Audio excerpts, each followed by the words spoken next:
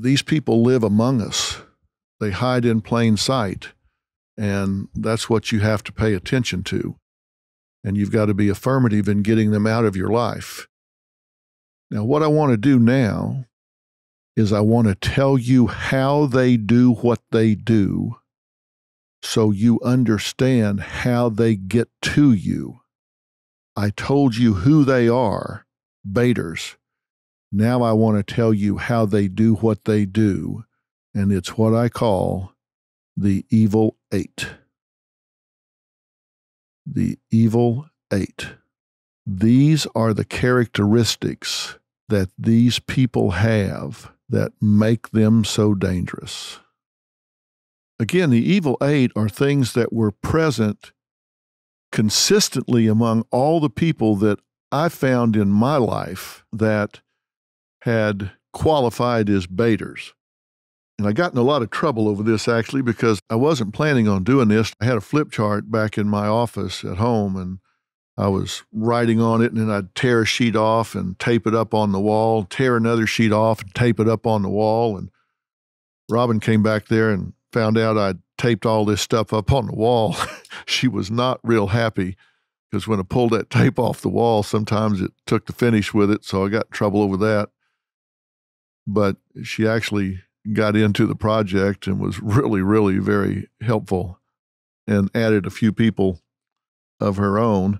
And these are the things that were consistently there. Evil eight. Number one, arrogant entitlement. These people have an arrogant entitlement about them. They actually believe they are entitled to what they do. They think they are entitled to what they think. And when you catch them, they are not remorseful. They are arrogant about it. They think they are entitled to what is yours. If you have worked hard, if you have gained something, if they take your job from you by cheating and going around you to the boss or whatever, they think they are entitled to do that. And if they've cheated to do it, they just think that's just the rules of the game. The rules of the game are there are no rules. Survival of the fittest. I got your job. I got your money. You should have been more alert.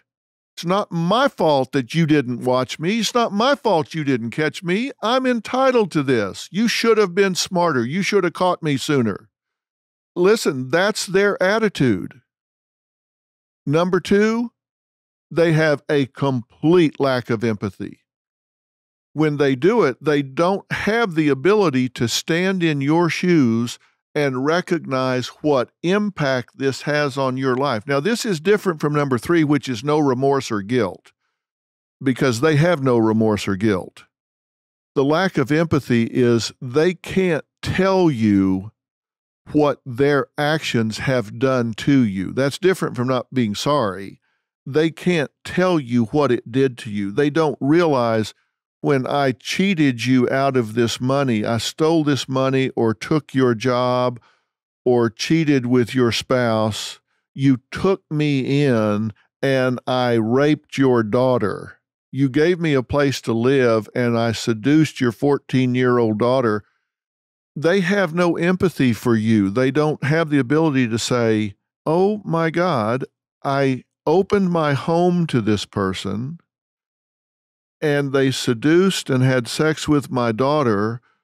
So now I feel like I have failed as a father because my job is to protect my children, and I failed to protect my children. In fact, I brought evil into the home. Now I feel a failure as a father. They don't have the ability to put themselves in your shoes and recognize what that's done to your self-worth and your self-esteem. Number three, they have no guilt or remorse for putting you in that position, which is different from understanding the position. They have no guilt or remorse for putting you in the position they don't understand. How can they feel sorry for something they don't understand? So they have no remorse or guilt. This is how it makes them hard to detect, because people that have guilt or remorse, they'll start to show changes in their behavior. They'll start to show uneasiness or depression or an inability to look you in the eye, or they'll start to withdraw. But because these people have no empathy, remorse, or guilt, you'll see no change in behavior whatsoever. They will go in and statutory rape your daughter at 6:30 and sit down at the dinner table with you at 7 and have no indication that they have transgressed in any way whatsoever. They have that ability. Number 4, they are irresponsible and self-destructive. I've had the Secret Service on presidential detail tell me before that if somebody is willing to give their own life to assassinate the President of the United States, there's no way you can stop them. If somebody's going to try to shoot the president or assassinate the president and get away, then you've got a chance to protect the president because you can anticipate where a shooter might try to hide or where a bomber might try to operate from. But if somebody is willing to die in order to take out a target, it's almost impossible to protect the target. That's why it's so dangerous for these suicide bombers that we've encountered in the most recent wars in the Middle East, because if they're willing to die, then they can just walk up to a rope line or whatever, and when the target comes by, boom. These people are that irresponsible and that self-destructive. They don't have the ability to protect themselves. They're that self-destructive. And you say, well, they wouldn't do that. They'll go to jail. That doesn't register with them. They don't have that self-preservation gene. And somehow or another, they seem to get away with this a tremendous amount of time. Number 5, they thrive on drama. These people like turmoil, chaos, upheaval, drama. So they're happy to create big scenes at work, big scenes in the family, big fights among relatives. They thrive on this. It makes them feel important that they're able to get a reaction out of somebody on the other side. They thrive on this. They need this. It's what fuels them. It moves their needle. So you would think that most people would not want to be in that kind of a pressure cooker. Not these people. No, they thrive on this. They want this upheaval. They want to have a big scene where you find out they're sleeping with your wife or your husband. You find out that they've gone behind your back at work. They thrive on that drama because they like to be the center of attention. And they think if they're the target here and there's all this flap about them, they love that. They need it. They want it. Number 6, they brag about outsmarting people.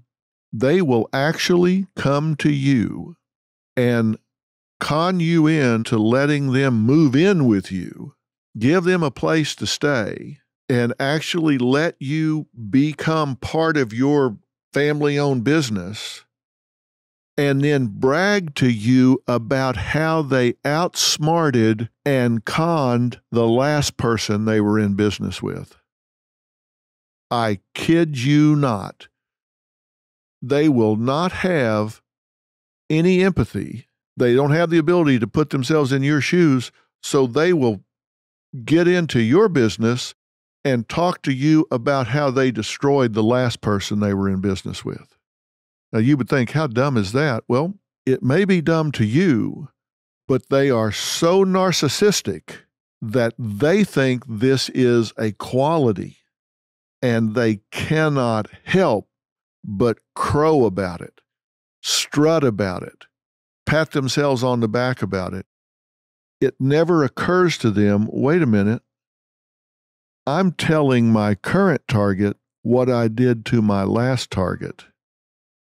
Then if you say something to them about, oh, I would never do that to you. I mean, this guy he was so dumb, he was asking for it.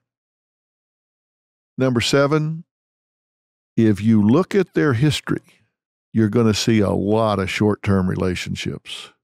They never stick. You're going to find they worked here for a little while, there for a little while, there for a little while. They were in this relationship, then this relationship, then this one, then this one. There's always an excuse. There's always a reason. They're always the victim. but for whatever reason, they never have a sustained relationship. They hop from one job to another, one relationship to another, one family member to another, one dwelling to another. Everything is short term because they either get found out or they pick them clean and move on to a new target. And number 8, they live in a fantasy world. They are delusional. And if you go to the trouble to start checking who they say they are, what they say they've done, what they say they've accomplished, and how they did it, you will find out it is a house of cards.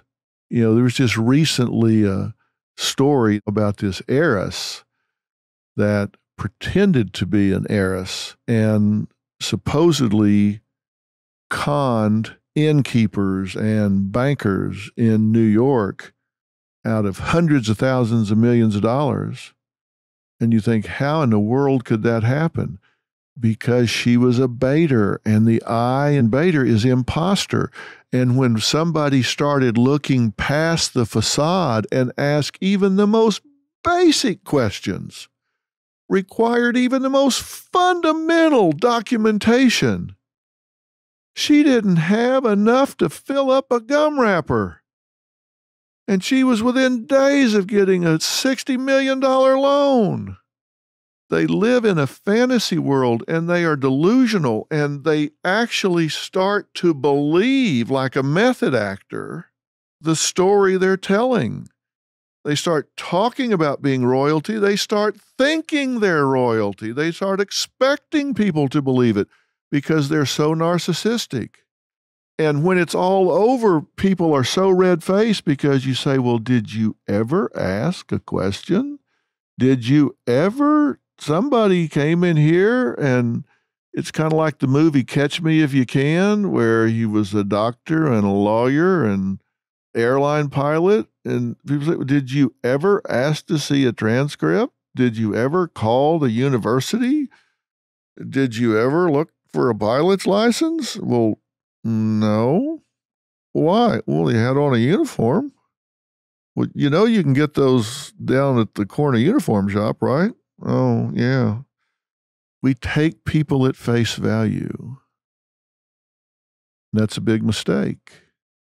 I was raised to give people the benefit of the doubt because I was raised to deal with this world as it should work, not as it does work. And I think approaching life where you give people the benefit of the doubt is a higher form of insanity. Why would you do that?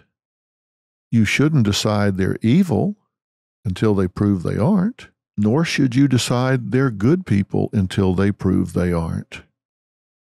What you should do is go in with an open mind in data collection mode and just start gathering information until you reach critical mass and you have enough information to make an informed decision.